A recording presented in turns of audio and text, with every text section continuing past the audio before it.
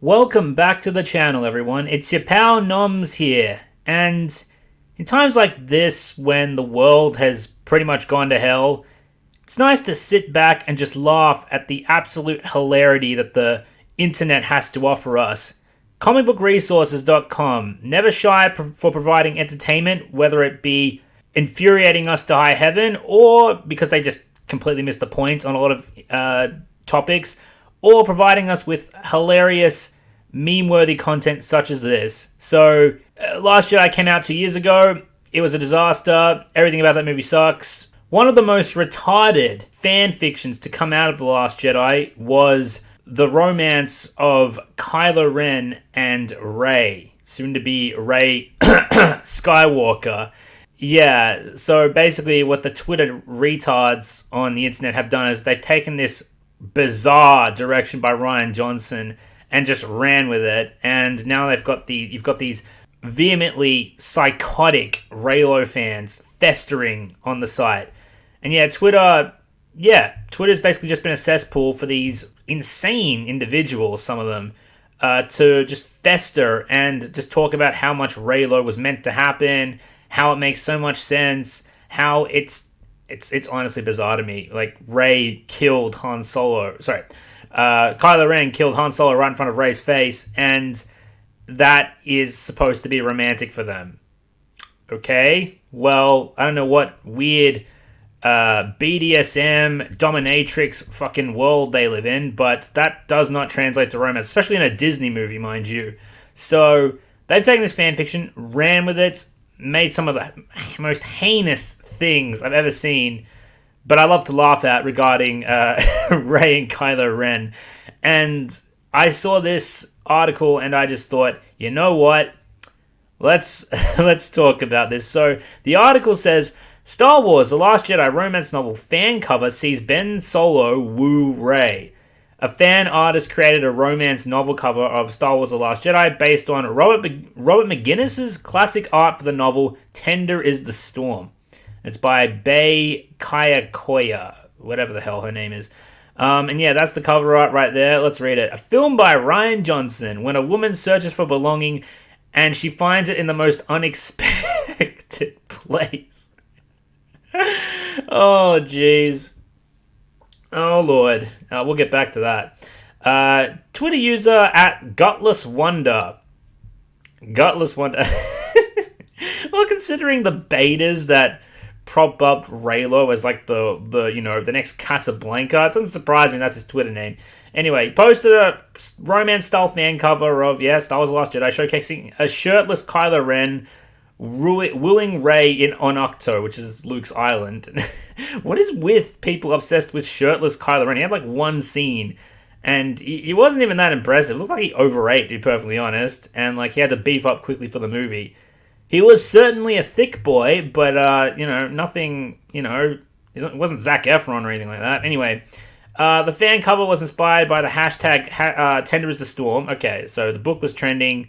And for some reason, that sparked inspiration to make this fan cover because he or she thought it translated. Anyway, which referred to a live tweet read along of Johanna Lindsay's 1985 romance novel, Tender is a Storm, and by a recent Twitter trend of threads sharing vintage romance covers, despite the 19th century Wild West setting of Tender of the Storm. Eagle-eyed readers also noticed plot points that it shared with Kylo Ren's backstory.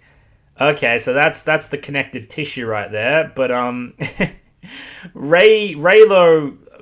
Ren and Rey were never meant to have a romance, and whatever you thought you took from The Last Jedi, well, oh jeez. I mean, granted, JJ really stupidly brought Reylo full circle in somehow in The Rise of Skywalker, but Christ, man, Rey and Kylo, that is just if there was ever. I don't think there's been a bigger abortion of romance in fiction history. Seriously, I'm not even counting. Even 50 Shades and Twilight, I think, makes more sense than Rey and Kylo Ren. Anyway, so I mean, at least Christian Grey was a billionaire. Anyway, so here's the whole tweet. The Gutless Wonder. I know I'm absurdly late to the hashtag Tender is the Storm game, but I couldn't resist for the life of me. Take pity on my trash can soul. Hashtag romance novel covers. A film, yeah, we've read it. And look, this is what really gets me. When a woman searches for belonging and finds it in the most unexpected place. And if you look very close, like, why is she like collapsed in his arms? Is she like, or is he like putting her down there to, you know, I don't know. But I'm just like, in the most unexpected place, why is she like just above Kylo Ren's crotch?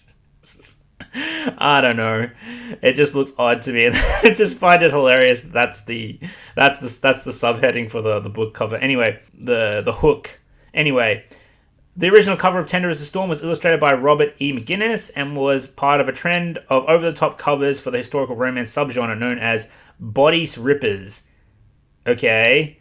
While for some time these covers have been considered too extravagant, their expressive style and lavish, unashamed illustrations are going through a revival of sorts. Oh yeah, that seems right up Reylo's alley. If you've seen some of the shit the Reylo fanatics draw, I mean, it'll make you laugh. But if it doesn't make you laugh, you know, get a bucket because you're gonna want to throw up. Anyway, so the artist behind the Star Wars parody, well, I'm glad he phrases it right here. Whatever Disney made, whatever the fuck Reylo is, it certainly is a parody of Star Wars. It's a parody of itself, really. Anyway, the artist behind the Star Wars parody replaced the semi-naked figures of the characters from the original novel with Kylo Ren and Rey in their Last Jedi attire. They also replaced the original teaser line with "When a woman searches for belonging." Yeah. She finds the most unexpected place. Okay. And changes the Colorado Mesa to the background by adding a First Order wall and the sacred Jedi Island of Ahch-To. Yeah, the sacred Jedi Island of Ahch-To that just all of a sudden existed in The Force Awakens. Anyway.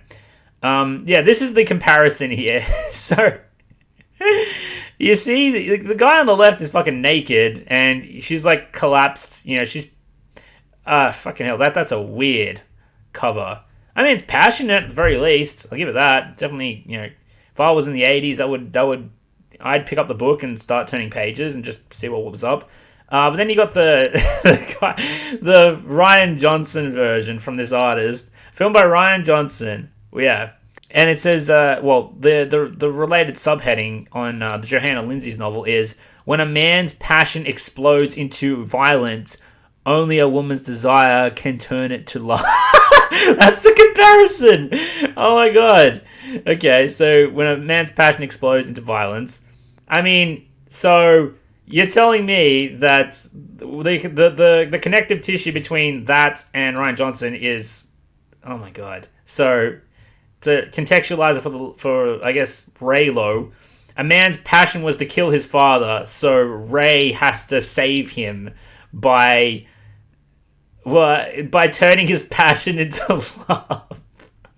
Oh my, what the fuck? This is so fucking retarded. And it's like, yeah, she finds belonging in the most unexpected place. The psychopathic murderer. And then on the cover itself, it's just got her, like, fainted, and it's just, I don't know, man. I don't know where these people get it, but it's fun to laugh at. These background changes reference the connection between Kylo and Rey established in The Last Jedi, which allowed them to communicate, see each other across the galaxy. Oh, I see.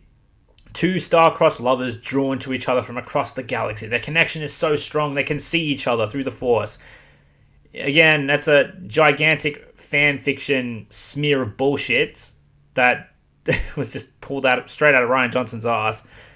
You want to talk about star-crossed lovers, we talk about Han Solo, the smuggler who met a princess, or Anakin the slave boy who met the Queen of Naboo. That's some star-crossed lover Casablanca shit right there. Anyway, so, and yeah, sue me, I like the romance of Attack of the Clones. Anyway, you can't tell me that it doesn't make more sense than this shit. Alright, so at the very least, let's agree there. So yeah. Which culminated with their hand touch in the... Oh my god, the hand touch is the... It was a fucking hand touch! Oh my god. What the fuck? Okay, so... I'm sorry, I've got to get a grip here. Which allowed them to communicate and see each other across the galaxy and culminated in their hand touch. Oh my god, it's how romantic. Anyway, and their newfound ability to exchange physical objects and life force through their connection in The Rise of Skywalker. Yeah, because apparently it was a dyad in the Force. Thanks, JJ. Nice try. This cover was well received in Star Wars Twitter. Yeah. Well, Twitter is where all the Reylo whack jobs live. So yeah. So much so that the artist is now considering offering prints and donating the proceedings to charity. Well, that's nice. I'll give him that. If the charitable man or woman, gutless wonder, philanthropists, as it turns out. Well, good on him. But yeah, my God, that cover. I'm sorry. Look, it's not even. Look, if I'm being kind here, that's not even bad artwork. I just find it hilarious that this is the fucking fan fiction that sparks in these people's heads. Like, if you look at Rey and Kylo in full context, and it's funny, they never mention. This article never mentions Kylo killing his dad right in front of Rey. Their fan fiction only pertains to The Last Jedi because it really is like a fucking cult, honestly. Reylo happened in The Last Jedi. It was completely distant from The Force Awakens. It had nothing to do with it, virtually. And now people are drawing this weird-ass, retarded, disturbing fucking fan fiction out of it where these two are actually in love with each other. And again, the only reason it was paid off was to, well... I mean, I laughed really hard when Kylo died, and I could just imagine, it was like, everyone's like, yay, we got Reylo, and it's like, oh, he's dead. So, I can't believe JJ actually pulled that through into episode 9, but we all know why he did it, and it was to satisfy these whack jobs to try and maximize profits, because I think we can all agree with this, The Rise of Skywalker pandered to literally everyone. Pandered to some prequel fans by having...